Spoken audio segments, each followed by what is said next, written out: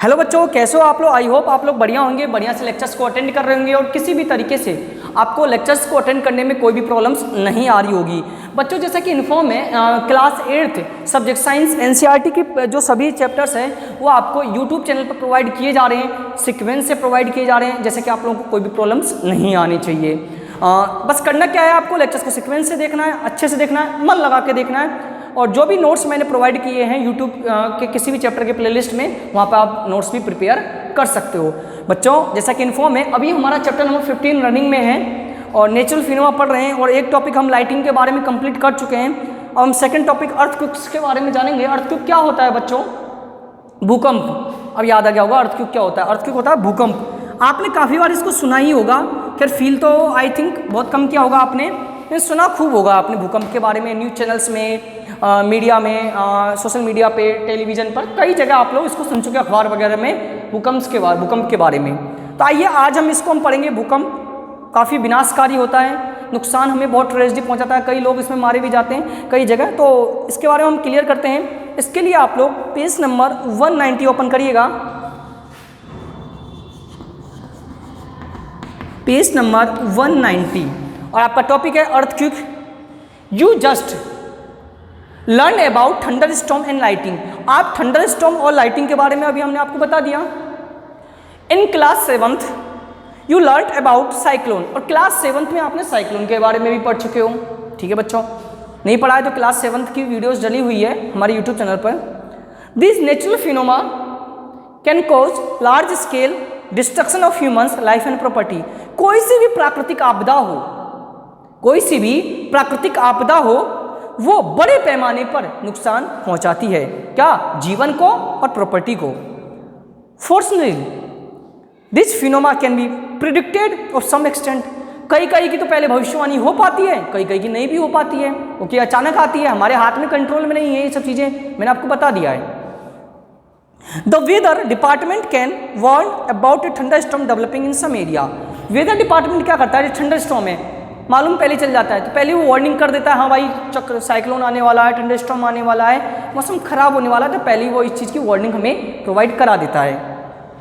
If a thunder storm occurs there is always a possibility of lighting and cyclone accompanying it, so we get time to take measure to protect ourselves from the damage caused by these phenomena।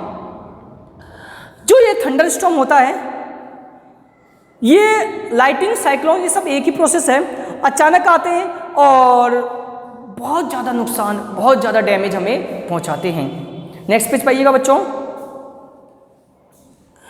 There is however one natural phenomena which we are not able to predict accurately. हालांकि जरूरी नहीं है, जो भविष्यवाणी होती है कई बार गलत भी साबित हो जाती है, कई बार सच भी साबित होती है।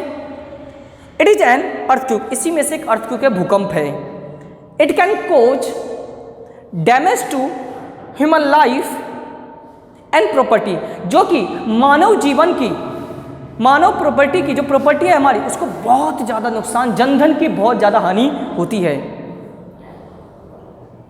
It can damage huge life, बड़े स्केल पे करता है। A major earthquake occurred in India, भारत में एक भूकंप आया था 8 अक्टूबर 2005 को Uri and Tangdhar towns north Kashmir, दो जगह पर भूकंप 8 अक्टूबर 2005 में आया था। बहुत मेजर स्केल पे, बहुत हाई स्केल पे नुकसान पहुंचा था, जो कि नॉर्थ कश्मीर में ये आता है।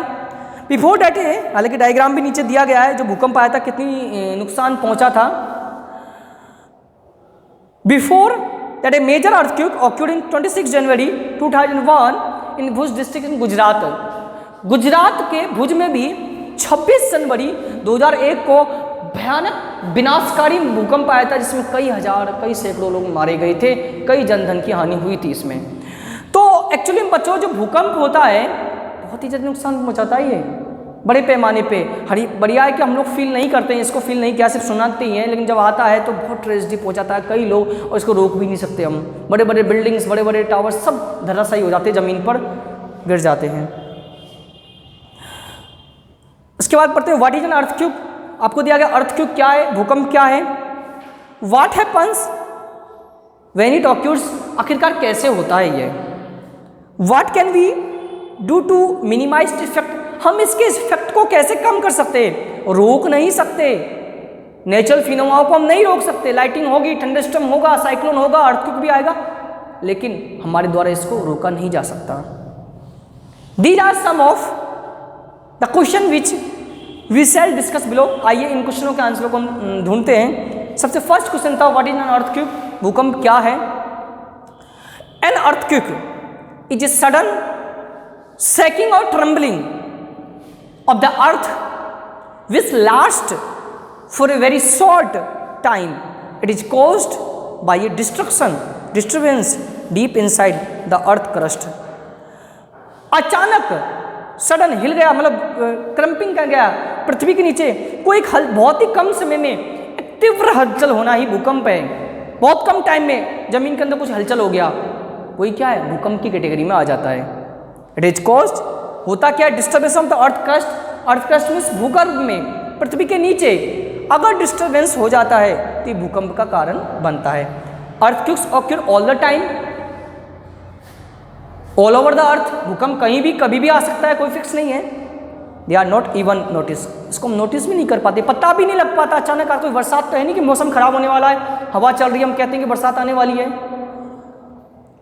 Major earthquake are much less frequent, जो मैक्सिमम भूकंप आते हैं वो उसकी फ्रिक्वेंसी बहुत कम होती है, जितनी कम फ्रिक्वेंसी रहेगी उतना हमें कम नुकसान होता है। They can cause immense damage to building और ब्रिज, जो कि डैम्स एंड पीपल, ये नुकसान पहुंचाते हैं किसको? बिल्डिंग्स को, ब्रिजों को और डैम्स को, पीपल को। They can be a great loss to life and property, बहुत ही अधिक मात्रा में प्रॉपर्टी को भी नुकसान पहुंचाते हैं। अर्थक्वेक्स कैन कोज फ्लड्स, इसके कारण बाढ़ भी आ जाता है। डैम्स टूट गया क्या होगा? बाढ़ ही तो आएगा। लैंडस्लाइड, जमीन खिसक जाती है, भूस्खलन होता है। एंड सुनामी, सुनामी भी आती है। ए मेजर सुनामी, अंडरलाइन करना, occurred in the Indian ocean 26 दिसंबर 2004। भारत में 26 दिसंबर 2004 को हिंद महासागर में, भारत के तटीय क्षेत्र पर, coastal area Tamil Nadu and Karnataka, Kerala, तटीय इलाकों में बहुत बड़ी सुनामी आई थी। और the coastal areas around the oceanic suffered hug loss, coastal areas जो होते हैं वहां पर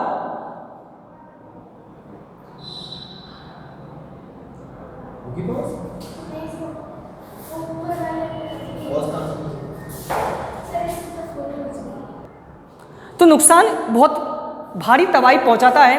26 दिसंबर 2004 को भारत के हिंद महासागर में एक बहुत बड़ी सुनामी आई थी, कई लोग मारे गए। खैर आप लोगों को इन्फॉर्म नहीं हुआ, आप लोग गूगल सर्च करना, आपको अपने आप पता चला कितने लोग इसमें मारे गए थे। तो बच्चों बहुत इंपॉर्टेंट टॉपिक था ये, और हालांकि और भी कई सारी इन्फॉर्मेशन है, हम अर्थ क्रस्ट के बारे में पढ़ते हैं।